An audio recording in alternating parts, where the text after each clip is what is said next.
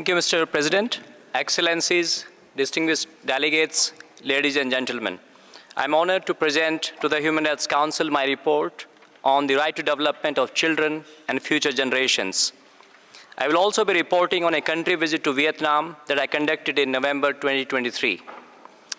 Mr. President, this report tries to fill a major gap in the existing human rights jurisprudence by focusing on the right to development of children and future generations. There are flyers and summaries of the report at the back of the room, so please feel free to take one. There are many challenges to the realization of human rights, such as environmental pollution, climate change, conflicts, food insecurity, disruptive new technologies, and the debt crisis. It is paradoxical that while children and future generations are not responsible for creating these challenges, they will bear disproportionate impact on their right to development. Distinguished delegates, the evolution of international standards concerning children's rights can be traced back to the Declaration on the Rights of the Child adopted by the League of Nations in 1924, exactly 100 years back. Since then, numerous standards at the national, regional, and international levels have addressed the human rights of children. The most prominent of these is the Convention on the Rights of the Child.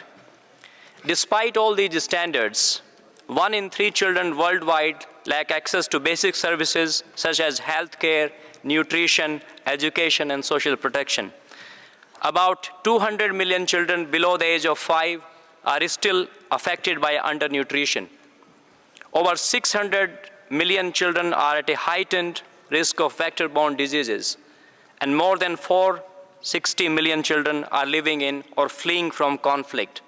And at least 1 billion children suffer from the consequences of violence every year. What should the world community do differently to safeguard children's right to development? In my report, I have outlined the value addition of adopting a right to development lens to inform and complement children's human rights under the Convention on the Rights of the Child. Although the Declaration on the Right to Development does not expressly mention children, the reference to the right to development in relation to every human person and all peoples include children. In my view, states, UN entities, international financial institutions, multilateral development banks, national human rights institutions, businesses, and other actors should focus on 5 action pillars.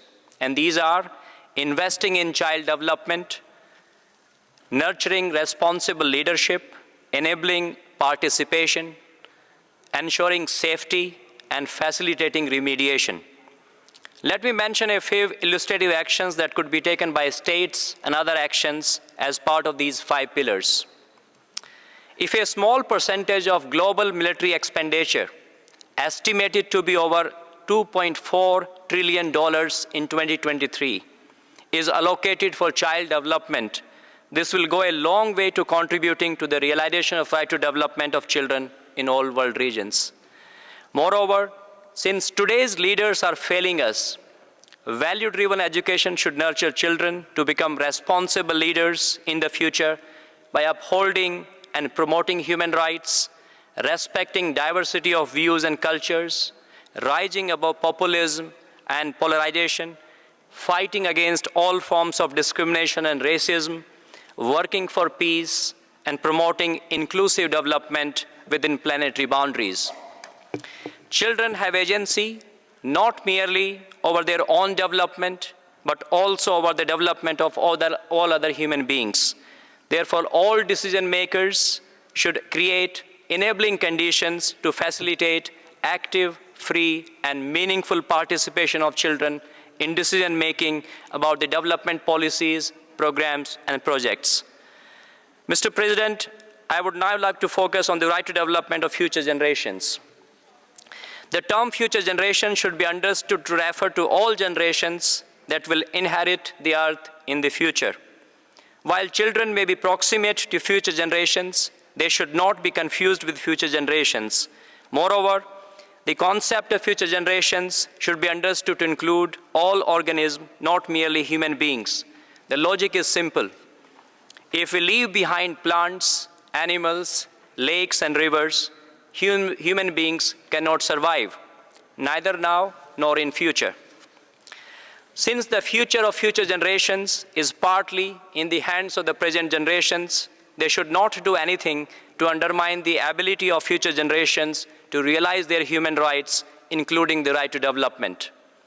Taking seriously the human rights of future generations will require decision makers at all levels to identify and prevent any adverse impacts of present time decisions on the rights of future generations or their ability to realize those rights. In my report, I have recommended 4 policy shifts to build an ecosystem supportive of the human rights of future generations. First, the language of rights, not of needs or interests, should be used for future generations. And that is why I'm disappointed by the current text of the Declaration on Future Generations, which is set to be adopted next week in New York. Second, the principle of intergenerational equity should be embedded in impact assessment and human rights due diligence processes of states, multilateral development banks, businesses, and other actors, and the precautionary principle should be followed. Third, all present-time decision makers should create an enabling environment to facilitate the participation of future generations, representatives in decision-making. For instance, governments may appoint an ombudsperson or minister for future generations, while representatives of future generations may be nominated in the legislatures. Fourth, financial planning and budgeting should be reoriented to build the economic capability of future generations to realize their right to development. Countries may create a future fund in which a certain percentage of revenue generated from the exploitation of natural resources could be deposited and then invested responsibly for the benefit of future generations. Distinguished delegates, I also have the pleasure to present the report of my country visit to Vietnam conducted in November 2023. I visited Hanoi, Ho Chi Minh City, and the provinces of Ha Tinh and Bang Tre, and met with the representatives of the central and provincial governments, UN agencies, development partners, non-government organizations, businesses, and universities. I express my gratitude to the government of Vietnam for its cooperation and to the representatives of various stakeholders for their valuable input. During the visit, I observed that Vietnam has made an impressive progress in achieving economic development and implementing social security programs. It has also made significant advances in implementing the 2030 Agenda for Sustainable Development in several areas, such as reducing poverty, improving access to clean water and sanitation, developing resilient infrastructure, and fostering innovation. I express my appreciation for the multidimensional poverty reduction approach adopted by the government. Considering that Vietnam is highly exposed to climate change impacts, the government should work with development partners and environmental human rights defenders to build resilience and achieve a just transition towards a green economy. In my report, I have made several recommendations to improve the collection of accurate, consistent, and disaggregated data to measure progress in achieving the Sustainable Development Goal targets. The government should also take measures to achieve substantive gender equality and pay special attention to realize the right to development of ethnic minorities, migrant workers, and persons with disabilities. Moreover, the government should ensure active, free, and meaningful participation of people in development policies, programs, and projects. Doing so will require, among others, access to information and adequate civic space. Thank you very much for your kind attention, and I look forward to the interactive dialogue.